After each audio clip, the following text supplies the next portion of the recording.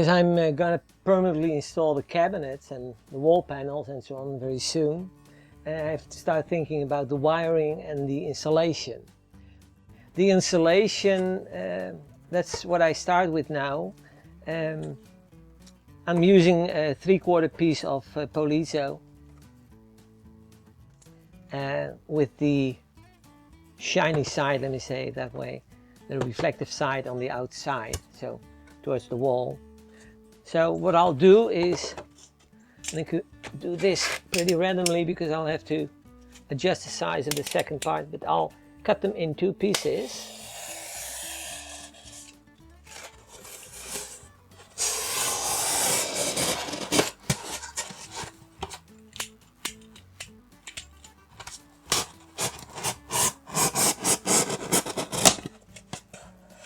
Okay.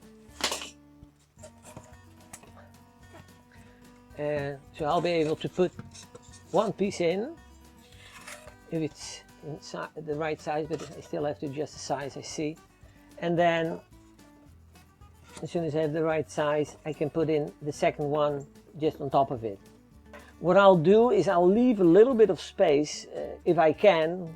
That's what I'm trying to figure out, how it will work, to fill the gaps on the outside, or between. I'll leave a gap between the 2 pieces of panel as well, so I can fill that with the great stuff.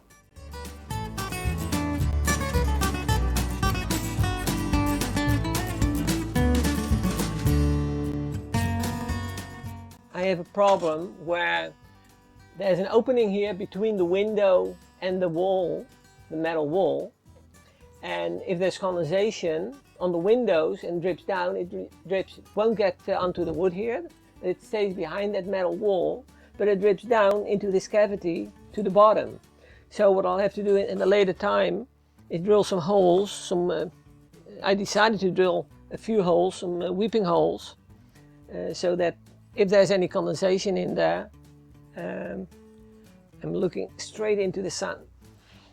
If there's some condensation, so it'll be able to escape. But the point is that if there's water coming down that wall, I want to separate it from the insulation, and that's why I'm using the great stuff. But what I also will do is use some alcohol to clean the walls.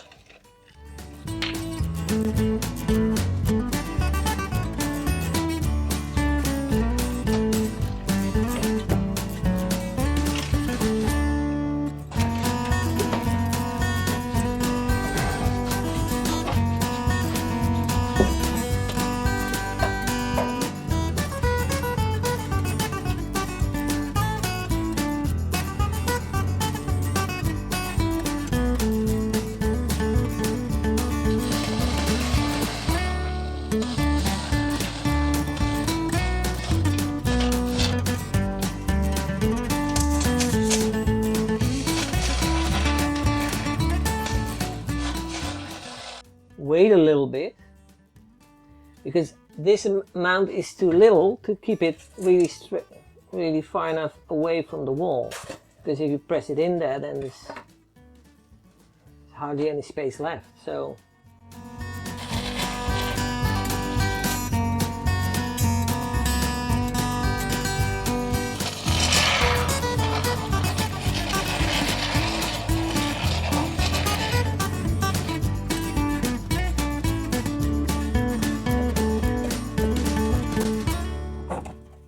let's see.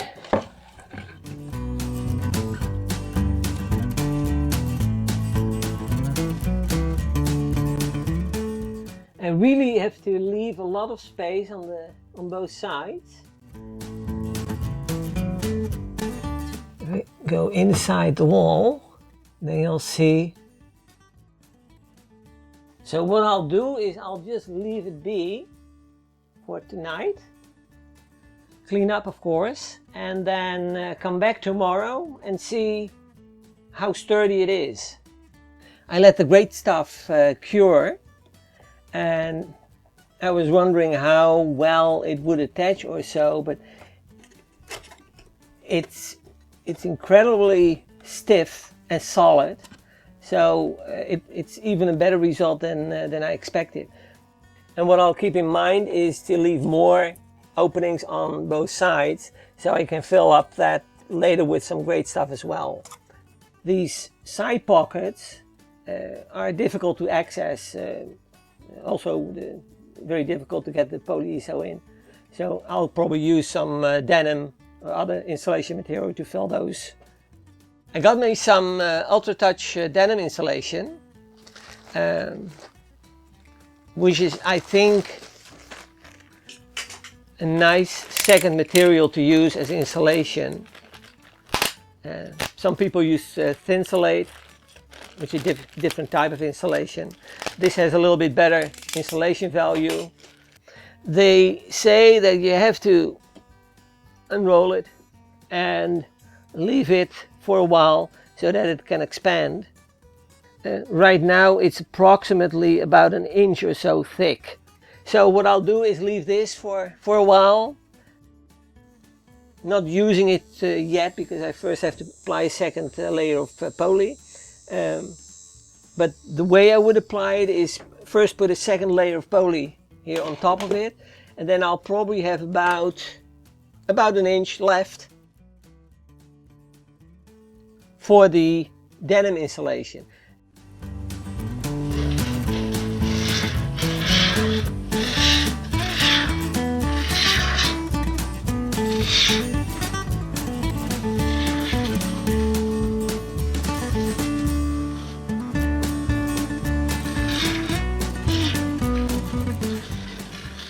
After a while, I think that this denim insulation has expanded a bit.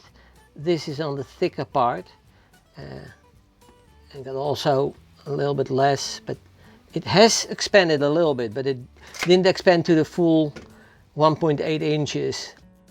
Let's see how this works. I should be able to take it off by hand, but let's see.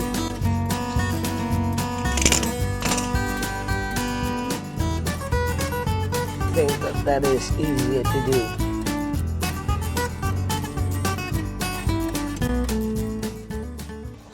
Let's see whether I can put this into this empty column, which is a little bit difficult.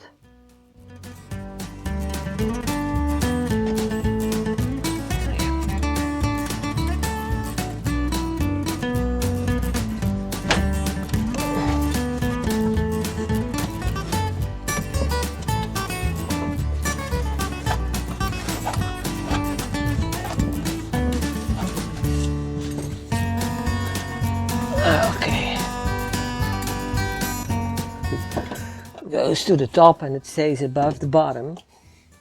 Then the next step is preparing some polyiso boards.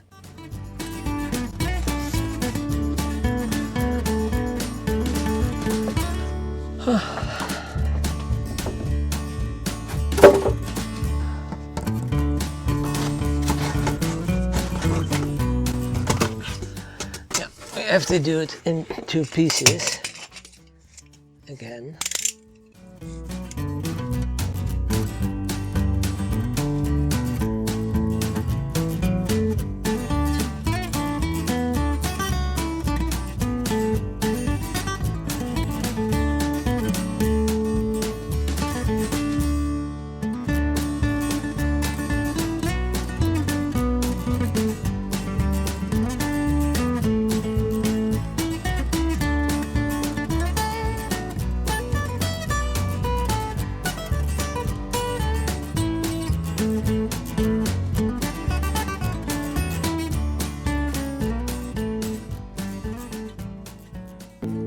Hi guys, this is Joey and we're building a one-of-a-kind RV. Thanks for watching our YouTube channel. If you enjoyed the video, give us a like and subscribe, or better yet, leave a comment. Thanks guys.